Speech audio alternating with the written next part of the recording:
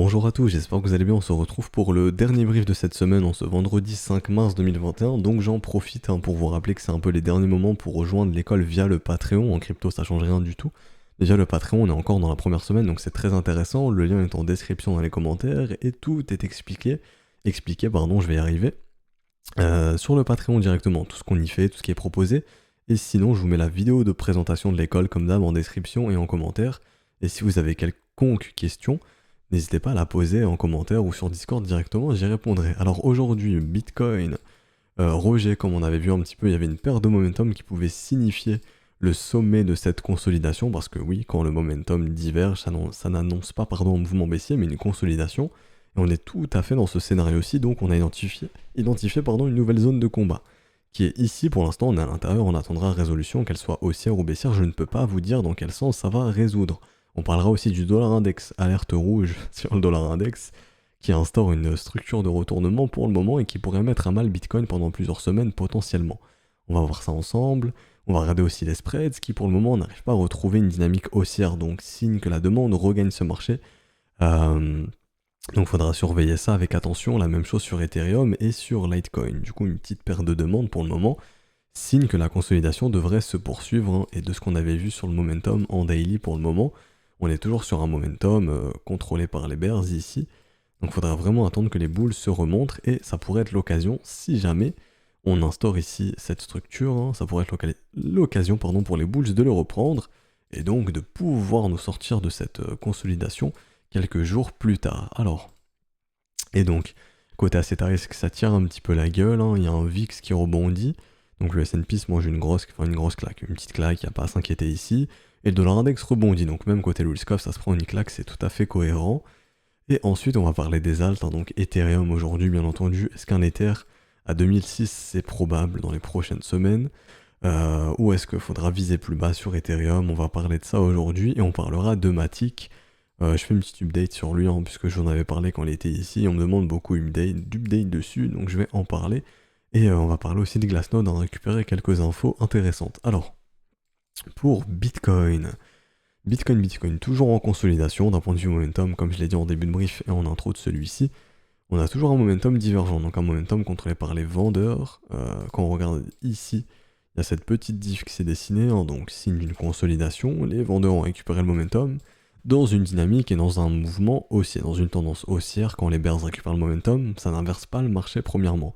Dans un premier temps, ça indique de la consolidation, tout simplement. Ça, c'est la première étape. Si le marché est amené à se retourner, on voudrait voir une dynamique baissière s'instaurer. Pour l'instant, c'est pas le cas.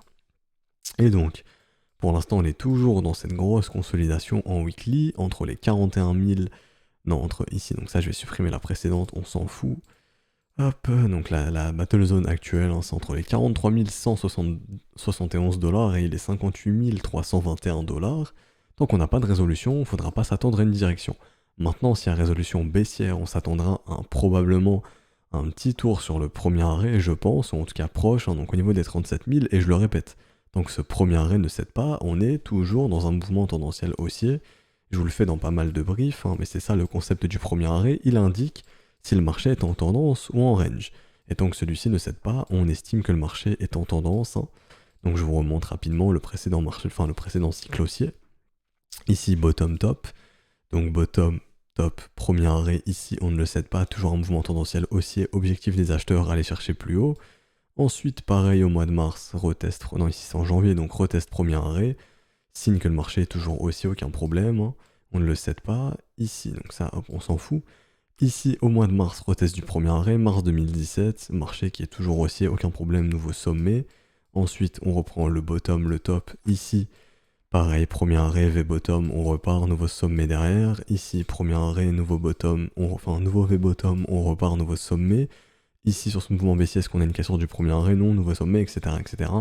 Jusqu'à ce que celui-ci cède, donc ici, le M s'instaure, on casse le premier arrêt, résolution baissière de celui-ci, structure de sommet de marché à long terme, bear market, jusqu'à ce qu'on trouve un nouveau bottom W weekly. Donc pour l'instant, est-ce qu'on peut parler de sommet du tout? Et est-ce qu'on peut faire un tour sur les 37 000 totalement? Est-ce que ça remettrait en cause la tendance ici sur le concept du premier arrêt? Du tout. Donc ça indiquerait que Bitcoin est toujours bullish. Ensuite, on a...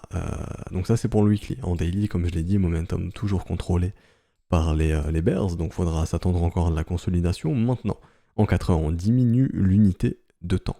Alors les vendeurs ont récupéré le momentum. Ici, on l'a dessiné avec cette petite div, signe d'une consolidation. Donc, rappelez-vous, je passe en 4 heures, je mets sur le grand écran. On avait vu ici une perte de momentum, une perte de force côté vendeur. Donc on se disait probablement le bas de notre consolidation. Maintenant, cette div annonce aussi probablement le haut, et maintenant je pense que c'est le cas, hein, le haut de notre consolidation. Donc, quoi penser? On l'avait déjà dessiné au final, la zone de combat. Donc maintenant, il faudra attendre résolution. Si résolution baissière, on pourra d'ores et déjà targeter des mouvements de continuation comme ceci. Hop, je clone. Enfin, je reporte, pardon, et ça nous ramènerait parfaitement sur les 37 200 dollars, 37 200 voire 300, parfaitement sur le premier arrêt.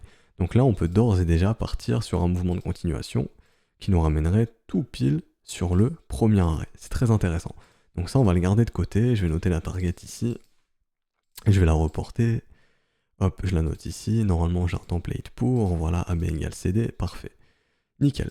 Donc ça, c'est la target de continuation. Ici, on peut voir qu'il y a eu beaucoup de volume, enfin beaucoup d'échanges exécutés. Donc là, je vais reporter, hop, je vais retracer un volume profile. Hop, si je peux supprimer le bon, ça m'arrangerait. Nickel, on va regarder maintenant la zone où il y a le plus de volume. Donc fixed range, ici, je prends le top, le bottom. Ici maintenant, c'est ici le point de contrôle et on voit qu'il y a encore beaucoup d'échanges ici. Si ici ça cède, très probablement qu'on reviendra proche du bottom, et je le rappelle pour le moment, rappelez-vous, ce bottom a été instauré comment? En V. Les V sont amenés à être retestés très généralement, pour soit être transformés en W ou être transformés en M. Donc en M, ce serait une cassure baissière. Donc là, on partirait vraiment, probablement, sur un mouvement de continuation qui pourrait nous ramener sur le premier arrêt au niveau des 37 000. Est-ce que ça serait la fin du monde pour Bitcoin? Non, ça signifierait simplement qu'on a besoin de retester celui-ci et que ça arrive souvent dans un cycle haussier. Et si on le fait, on referait exactement la même chose qu'en 2017 comme on l'a vu avant, retest du premier arrêt, piège baissier, parce que je le répète, comme on le note ici, tant que le cours évolue au-dessus du premier arrêt, nous sommes dans un piège baissier. Et donc l'objectif, ce sera d'aller plus haut. Donc là, pour l'instant, on attendra résolution de cette petite zone de combat. Si elle est baissière, attendez-vous probablement à un petit tour dans cette zone de rechargement. Donc ça, je vais la matérialiser ici. Voilà, rappelez-vous, dans une dynamique haussière, donc ça, le dollar index, j'y reviendrai après. Dans une dynamique haussière, généralement, le creux ascendant, parce que oui, ça se crée comme ça, creux, donc creux et sommet ascendant. Généralement, le creux ascendant s'instaure soit sur le premier arrêt, soit en zone de rechargement. Donc, le précédent creux ici, on l'a eu où? Grosso modo, ici on a pété un petit peu le premier arrêt, derrière ça a consolidé, on est reparti. Et je vais plus prendre ici. La précédente consolidation était ici, voilà, nickel. Donc ici, ça a bien été le premier arrêt. Maintenant, on fait la même chose ici, donc je l'ai déjà fait. Et juste ici, on va voir si le premier arrêt va être maintenu comme ça. Si on dessine du W, ok, on repart en mouvement de continuation. On pourra d'ores et déjà targeter, hop. Ici, je vais prendre l'aimant pour que ce soit plus précis, comme ceci. Je clone, on pourra d'ores et déjà parler de mouvement de continuation, hop, qui pourrait nous ramener sur les 72 500 dollars. Si on résout directement ici en W1, on pourra probablement partir sur du mouvement de continuation. Si on résout à la baisse ici, qu'il n'y a pas de W qui s'instaure, très probablement qu'on viendra en zone de rechargement tenter d'instaurer un creux ascendant. Et donc on l'a vu, dans cette zone de rechargement ici, il y a le premier arrêt sur les 37 300. Donc ça, c'est une excellente localisation. C'est une excellente raison de localisation, ça va probablement maintenir le prix, si on est toujours dans un bull market, ça ne devrait pas céder. Et si vous souhaitez acheter du Bitcoin pour entrer dans ce rallye, c'est un excellent prix, le premier arrêt. Si vous souhaitez entrer dans ce rallye, si vous souhaitez acheter du Bitcoin pour ensuite aller trader les altcoins contre le Bitcoin si ça vous intéresse. Et donc, tout comme une zone de rechargement du précédent mouvement, c'est aussi très intéressant ici. Ici, c'est très intéressant. Maintenant, il faut faire attention à une petite chose. Hop, ça je supprime, c'est qu'on a, et là du coup il me faut plus d'historique, je vais aller sur un Bitfinex, ça je vais supprimer, on s'en fout. Faut faire attention au dollar index qui tente d'instaurer une structure de bottom à moyen long terme, comme il avait fait ici, sur la même zone de prix en plus. Donc je vais essayer de vous calquer les deux, hop, comme ça. Je vais réduire ici l'échelle, je vais réduire l'échelle ici aussi du dollar index, nickel. Alors, ici, je vais réagrandir, je vais monter ça. Alors, généralement, quand le dollar index instaure un top de marché, donc un sommet de marché, ici M, top, qui a initié un gros rallye derrière Bitcoin. Ok, dollar index est baissier, Bitcoin est haussier. Ici, on voit quoi? On voit ici bottom pour le dollar index.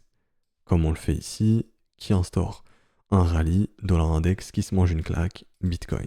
Donc si l'histoire se répète, il faudra faire attention à ça, c'est-à-dire que si le dollar index instaure un bottom, ça pourrait initier un sommet pour Bitcoin potentiellement et donc venir recharger bien plus bas sur Bitcoin. Sait-on jamais? Sait-on jamais? Va vraiment falloir faire attention à ça. Et je vais aller checker directement le dollar index sans, pas en close line, donc là je vais aller prendre les mèches, etc. pour voir. Donc pour l'instant on semble avoir une résolution haussière. Côté dollar index, donc le W weekly semble s'instaurer proche du précédent W weekly. Donc il y a vraiment ici des gens qui ont des intérêts à défendre cette zone sur le dollar index. Et c'est cohérent hein, ici, parce que si ça cède, bah, c'est très très moche pour lui. Donc ici en weekly, il faudra faire attention, je me répète. Et je vais donc changer le fib ici, hop, ça je vais le dégager, on va regarder où se situe le premier arrêt. Parce que malgré ce W weekly, ça peut être qu'un simple dead cat bounce. C'est-à-dire ici, ok le W weekly s'instaure c'est bien, on vient sur le premier arrêt dead cat bounce et on part sur un mouvement de continuation qui nous ramène plus bas. Donc la résolution du premier arrêt sur le dollar index sera très très importante, et par exemple si on fait une corrélation, et là ce sera vraiment une corrélation parfaite, dollar index vient chercher son premier arrêt, Bitcoin vient chercher le sien. Hop, donc la charte est ici, je vais la bouger ici. Donc Bitcoin vient chercher le sien, c'est-à-dire que ici on prend hop, le bottom, on prend le top, premier arrêt se trouve ici, et celui du dollar index se trouve juste ici. Donc en gros le scénario ça serait quoi?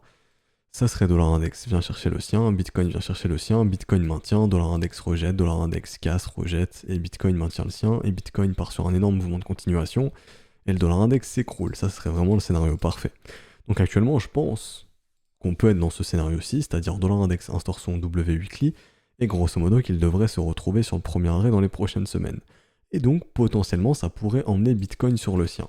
Parce que je le répète, généralement on est sur des assets qui sont très très corrélés. Donc là pour le mouvement de continuation j'ai spéculé donc je retire. Hein.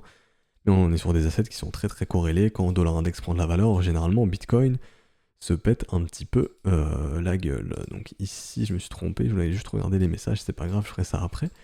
Ici, hop, on le voit ici, c'est clair. Là, dollar index se pète la gueule depuis des semaines, Bitcoin, lui, performe. Et même sur les rebonds, hein. Ici, dollar index rebondit, Bitcoin consolide. Donc généralement, c'est très très corrélé. Ça se corrèle beaucoup. Pareil ici, léger rebond, Bitcoin retrace. Donc vraiment, on a une grosse corrélation. Donc vraiment, ce qui va m'intéresser ici, c'est de voir si vraiment dollar index va pouvoir péter son premier arrêt ou non. Parce que ici, comme je vous le dis, hein, dans un mouvement baissier comme dans un mouvement haussier, si le premier arrêt ne cède pas, nous sommes toujours dans un mouvement tendanciel baissier, et donc probablement que le dollar index sera dans un dead cat bounce. Ok, un W, ça ne signifie comment dirais-je, ça suffit pas toujours à poser un bottom. La résolution du premier arrêt généralement est très intéressante. Donc là vraiment c'est ce qu'on attend du dollar index, de voir s'il sera capable de résoudre ou non. Mais en tout cas quoi qu'il arrive devant un Dolex, désolé, un dollar index instaurer ce bottom et de voir un VIX aussi instaurer ce genre de structure, donc là je passe en daily, on avait déjà vu tout ça, hein. Mais le dollar index qui semble prêt aussi, le VIX qui semble aussi prêt à instaurer ce genre de structure en zone de rechargement, à retrouver un peu de volate, ça pourrait aussi annoncer un mouvement baissier. Donc de voir le VIX qui se réveille et le dollar index qui se réveille, ça fait pas trop les histoires du S&P 500, tout ça, qui semble instaurer une structure ici de retournement et qui a une grosse perte de momentum ici en daily et en weekly aussi. Donc simplement de la consolidation bien entendu. Hein. Donc on pourrait revenir faire un petit tour sur ce premier arrêt, voir en zone de rechargement du précédent creux, pour instaurer un creux ascendant et reprendre une dynamique haussière, parce que je le répète, S&P 500 à long terme est haussier malgré tout le bullshit que vous pouvez entendre, techniquement S&P 500 est haussier. Hein. Et S&P 500 est dans un mouvement tendanciel haussier, je vous remontre ça, mais lors du mouvement entre guillemets Covid de mars, qu'a fait S&P 500, il est simplement revenu retester son premier arrêt. Et je le répète, tant que celui ne cède pas, l'objectif des boules, c'est de faire un nouveau sommet, qu'on fait les acheteurs, défendre le premier arrêt, V-bottom, on repart un nouveau sommet derrière. Donc le S&P 500 à long terme est toujours très haussier. Mais là, il y a un petit peu des choses qui nous indiquent que les assets à risque pourraient se prendre une claque, et même en réalité les risk-off ici, hein, puisque quand le dollar index performe, gold, obligations, et le yen bien entendu se mange une claque. Il n'y a que le pétrole ici qui semble bien le prendre. Donc tout ça c'est intéressant, et donc ça se répercute sur Bitcoin parce que les capitaux naviguent, hein, et maintenant que les instituts sont bien présents, bah s'il y a des capitaux à... Si les capitaux naviguent, si on doit céder de l'asset à risque, hein, pour aller dans le dollar index, ils le feront. Et donc ça va être très intéressant de voir tout ça sur Bitcoin. Donc pour résumer, et je vous embêterai plus avec le Bitcoin, dollar index instaure un bottom, il est potentiellement prêt à aller chercher son premier arrêt comme on l'a vu, et donc s'il le fait, Bitcoin pourrait aller chercher le sien, et ensuite ce sera un petit peu un combat, hein, donc voilà, un gros combat, qui de Bitcoin ou dollar index va réussir à maintenir son premier arrêt en vie. Si c'est Bitcoin, dollar index probablement rejettera le sien et ira retester ses bottoms, et ce sera bon pour Bitcoin. Si dollar index cède le sien, si dollar index arrive à céder le sien, et que Bitcoin casse le sien, bon bah faudra s'attendre à un Bitcoin qui ira bien plus bas et potentiellement reviendra chercher sa zone de rechargement. Honnêtement, si vous voulez mon avis d'un point de vue probabilité, pour moi Bitcoin arrivera à maintenir le sien, donc je verrais plus Bitcoin partir sur un mouvement de continuation. Pourquoi? Parce que sur Glassnode on avait vu, pour moi il n'y a pas eu de sommet de marché définitif, d'un point de vue intérêt on est très très loin d'avoir connu ce qu'on a connu en 2017, donc pour moi Bitcoin a bien plus de potentiel que 60 000 $. Ça n'engage que mon avis, mais pour moi on est dans ce scénario-ci, et pour moi on n'a pas connu la phase blow off top qui généralement annonce un gros sommet de marché, donc ce qui m'amène à penser que ce sera un simple retest premier arrêt pour faire peur un peu à tout le monde, et ensuite on repartira énorme piège baissier. Voilà, pour avoir fait un petit peu la corrélation dans ce qui se passe sur tous les différents types de secteurs. Maintenant, je vais finir ce brief avec les altcoins. Alors, Ethereum, bien entendu.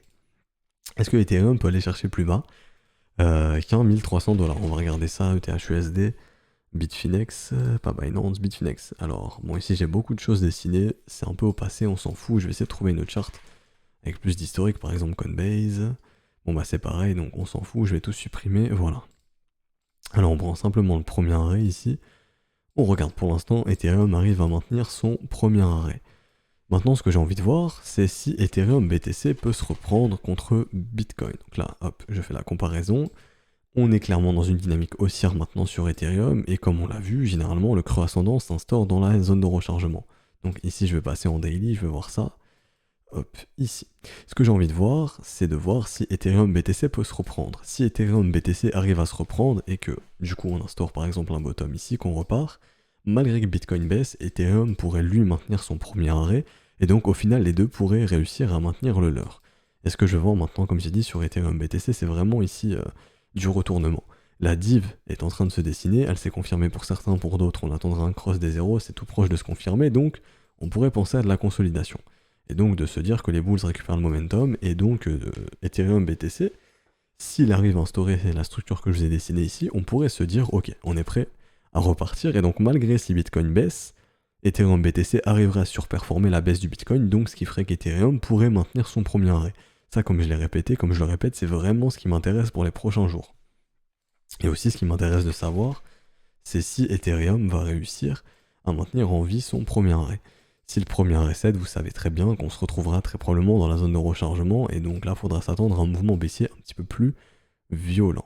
Ok, donc en gros, grosso modo, là-dedans, entre les 800 et les 514 $, et ça serait une excellente raison de localisation pour recharger en Ethereum. Ok, maintenant en weekly, pour moi, il n'y a pas de perte de momentum pour le moment, donc probablement que le premier arrêt sera maintenu, mais pour ça, il faut que Ethereum BTC se réveille. Et donc, ici, comme on l'a vu, la zone de combat, elle change ici pour le moment. C'est comme sur Bitcoin, on le voit ici, ça c'est la zone de combat à court terme, donc si on vient péter ici, les bears ont gagné, si on vient péter ici, les bulls ont gagné. Et on peut d'ores et déjà parler de mouvement de continuation, donc d'un setup de continuation, ici je vais le cloner, comme ceci, hop, si ça veut bien fonctionner, ok, nickel. Je vais devoir modifier les valeurs ici, donc ici je vais mettre 150, et ici je vais mettre 320, ok, ça veut bien marcher, hop. Alors ici je vais remettre 320, nickel, donc ça je le reporte ici, je vais encore une fois réduire, on va mettre 340 cette fois-ci, un peu plus quand même, 390, je mets les ratios qui nous intéressent, alors hop, je me perds un peu, non c'est pas ici, setup ABCD, ok, donc on pourrait tout simplement ici envisager un setup de continuation, donc hop comme ça, un creux, un second creux, un troisième creux, une petite structure qui se dessine, let's go. Bon là je l'ai mal dessiné, je vais le redessiner. Hop, une consolidation qui pourrait nous ramener du coup sur un gros mouvement de continuation sur l'Ether, sur les 3253 $. Maintenant, une target qui est un peu plus réaliste, et je vous l'avais montré, c'était en cas de nouveau sommet, une target d'extension ici, entre simplement, je vais vous redonner les targets ici, hop, garage zone, comme ceci, entre les 2200 et les 2760 $. Pour moi, cette target est toujours d'actualité, on viendra très très probablement la chercher. Donc d'un point de vue probabilité, on va estimer que Ethereum est toujours dans un bull market, etc. Très très probablement que le premier arrêt sera maintenu. Et comme on l'a vu sur Ethereum BTC, on se met à voir une petite div se dessiner, ce qui pourrait annoncer le bas d'une consolidation. Et donc on pourrait tenter ensuite vraiment d'instaurer un bottom ici pour repartir. Et si on arrive à faire ça sur Ethereum BTC, les alts se remettront à surperformer Bitcoin. Et donc Ethereum pourrait de ce fait maintenir son premier arrêt, même si Bitcoin dévisse un petit peu. Et donc, Ether pourrait être sur son premier arrêt, Bitcoin lui aussi, on pourrait voir une résolution haussière et ensuite voir une poursuite du mouvement, et donc avoir un mois de mars, avril, mai, ou un mois d'avril, mai, juin par exemple, complètement fou, et donc on serait probablement dans le gros scénario, scénario bear trap. Maintenant j'ai envie de voir un petit peu du côté de l'order flow ce que ça donne sur Bitcoin, est-ce que les gens sont en train de shorter ce mouvement ou non, je vais regarder ça avec vous. Alors l'open interest augmente quand le marché baisse, donc pour moi oui, les gens commencent à shorter ce mouvement. Ici pareil, hein, pour moi les gens sont en train de commencer à shorter ce mouvement, donc ce qui fait que de la liquidité s'accumule un peu plus haut, donc c'est bon, et les gens ne sont plus très très bulls sur Bitcoin, hein, de ce qu'on voit du côté des spreads, c'est pareil, l'information, là on est revenu très proche de zéro, on est à 50 000 $, et on a, enfin 48 000 du coup maintenant, ou je ne sais plus combien, on est à 46 900, on a un spread qui est seulement de 400 $ sur les contrats futurs, et d'un point de vue funding, on a un funding qui est neutre, donc les gens ne sont plus très bulles ici, donc c'est bon signe. C'est une bonne chose, et ça veut probablement dire qu'on est en train de coincer un maximum de vendeurs un petit peu plus haut, donc ça reste bon signe. Pour moi, les gens ne sont pas en train d'acheter le dip ici, ils sont en train de le short, donc c'est bon. Mais bon, le bear trap peut durer, hein, et on peut simplement continuer de baisser, venir chercher le premier arrêt, partir dans des valeurs négatives et voir un open interest augmenter. Honnêtement, si on voit ça, ce serait très très bien, ça serait un énorme scénario bear trap. Ça voudrait dire qu'on a coincé un maximum de vendeurs, et ensuite ça devrait rebondir assez sévèrement pour liquider justement tous ces vendeurs qui ont shorté ce marché. Donc si on voit ça, c'est très très bien. Ça serait une excellente chose. Et donc allez, on dévisse un petit peu, on va chercher ça sur Ethereum, on se fait un gros brief pour clôturer cette semaine. Alors Ethereum, Exchange ici, Binance, je vais choper ça sur le contrat perpétuel. Ether, ici, Ethereum, Binance, USDT perp, c'est où? Alors c'est ici, on va checker ça. Si ça veut bien charger, c'est bon. Ok, donc ici je retire, je mets ça et on regarde ça ensemble. Alors ça donne quoi sur Ethereum? Bon, le sentiment est un peu plus bullish quand même sur Ethereum. Ici sur ce rebond, c'est pas mal entré du coup, ouais, les gens ont pas mal acheté ici. Non, ici, ok. Donc les gens ont shorté ici, se sont fait squeeze derrière, intéressant. Ici, ok, ça a pas mal augmenté. Open Interest a suivi un petit peu. Ok, donc c'est pas... ouais, je vais plutôt augmenter l'unité de temps. Ici, je veux une vue globale un petit peu. Ok. Donc sur l'Ether, on est quand même sur un sentiment qui est un petit peu plus... qui a l'air un petit peu plus bullish, même si on a coincé quelques vendeurs ici. Sur ce mouvement, j'ai envie de voir sur ce mouvement baissier. Ici... Ok, ici ça a shorté un petit peu. Donc non, même sur Ether, au final, malgré que le sentiment soit un peu plus bull, entre guillemets, sur les mouvements baissiers, je pense qu'on trouve pas mal de vendeurs, donc ce qui fait que la liquidité s'accumule aussi plus haut. Et on avait vu aussi ça, on en avait parlé, qu'il y avait énormément d'acheteurs qui étaient entrés ici, ou non, ça j'en avais parlé avec les élèves, je ne sais plus. Les élèves me confirmeront ça après, mais en gros, voilà, on avait vu beaucoup d'acheteurs entrer ici, on se disait, ok, probablement qu'on reviendra chercher ces zones de prix pour sortir ces acheteurs au minimum à break-even. Et donc ensuite on a bien vu ici l'open interest bien dégonflé quand on est revenu chercher ces zones de prix, donc ces acheteurs ont probablement clôturé leur position. Donc le train a bien été déchargé ici, c'est une bonne chose. Ok, donc ça semble être une bonne chose et on revient proche des valeurs neutres, j'ai envie de dire, donc le sentiment commence un petit peu à s'estomper sur Ether, donc c'est une bonne chose. Donc on peut imaginer qu'on est dans un énorme bear trap global sur le marché crypto, et j'en ai fini avec tout ça. Et donc pour clôturer ce brief, Matic. Alors Matic, est-ce qu'on a un sommet de marché ici? Je vous réponds clairement, la réponse c'est non, et Matic lui aussi pourrait venir faire un petit tour sur son premier arrêt. Je le répète une dernière fois, le signal avait été donné ici, je vous l'avais donné dans le brief, enfin j'en avais parlé sur YouTube où je vous disais ce WQLI est très intéressant, on était dans une zone assez horizontale, on n'avait pas connu pardon, de marché vertical, donc probablement que ça allait venir ensuite. Bon bah c'est venu ici, est-ce que c'est intéressant maintenant d'acheter un marché qui depuis le bottom a fait du 2800% et jusqu'à son sommet 3100 et actuellement 2200? Du tout. Pour moi, c'est pas intéressant d'acheter un marché vertical. Donc votre objectif, c'est de venir chercher ce genre d'assets. Et c'est ce qu'on chasse avec les élèves. Et donc de venir chercher ce genre d'assets, ce que je vous ai présenté récemment, Zegdash, etc., qui ont dessiné ce genre de structure et qui sont bien plus intéressants qu'un Matic qui a déjà bien pumpé. Maintenant, et c'est pour ceux qui sont entrés justement sur le W Weekly, est-ce que c'est le moment de prendre des profits? Vous pouvez en prendre, bien entendu. Ici, on est quand même sur beaucoup de profits. On a combien? Si on achète SW Weekly, on a 480% jusqu'au sommet 676. Donc oui, on peut prendre des profits. Par exemple, passer à break-even, ou prendre un petit peu de profit, etc., etc.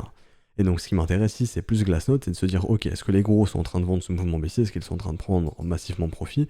Pour moi, la réponse est non. On a toujours les 1% des plus riches qui ont 87% des tokens. Ce qui indique pour moi que les gros n'ont pas pris massivement profit sur ce mouvement baissier. Ils ont pris un peu de profit sur le mouvement haussier, c'est normal, hein, le prix monte, on prend des profits. Mais est-ce qu'ils ont déchargé énormément? Du tout. Pour l'instant, ils n'ont pas du tout déchargé en masse. Donc pour moi, ça indique aussi qu'on n'a pas de sommet de marché ici, et que Matic a encore un avenir assez radieux. Donc pour les holders de Matic, probablement que vous pourrez revendre plus haut, puisqu'on n'a pas l'information que techniquement il y a un sommet de marché et que les gros sont en train de décharger massivement ici. Donc probablement ils envisagent de vendre cet asset plus haut, donc potentiellement qu'il a plus de potentiel. D'un point de vue capitalisation, de mémoire, on semble être encore assez faible, hein, donc on peut aller chercher des valeurs encore plus élevées. Ça pose aucun problème. Est-ce qu'on peut s'attendre à la consolidation? Je vais regarder ça en daily avec vous, on va diminuer l'UT. Oui, ici. Ah non, du tout. On a fait un nouveau sommet, donc il n'y a pas de divergence, on a avalé la précédente, donc non. Ici, d'un point de vue momentum, en daily, ça va. Mais bon, on pourrait quand même venir chercher ce premier arrêt si Bitcoin, par exemple, décide d'aller chercher le sien. Et je le répète, tant que le premier arrêt ne cède pas, on est dans un mouvement tendanciel baissier. Donc tout va bien encore pour Matic. C'était pour faire le topo sur celui-ci, ok? Donc voilà, j'espère que ce brief vous aura plu. Si c'est le cas, n'hésitez pas à laisser un petit pouce bleu, ça récompense le travail qui est fourni, à vous abonner si ce n'est pas déjà fait, à nous rejoindre sur Discord, le lien est en description dans les commentaires. Et si jamais vous êtes intéressé par l'école, n'hésitez pas à m'envoyer un petit message si vous voulez plus d'infos, en commentaire ou sur le Discord, ou à rejoindre via le Patreon. Le lien est en description aussi et dans les commentaires. Je vous laisse ici, on se retrouvera donc lundi pour la prochaine update de marché. Ciao tout le monde.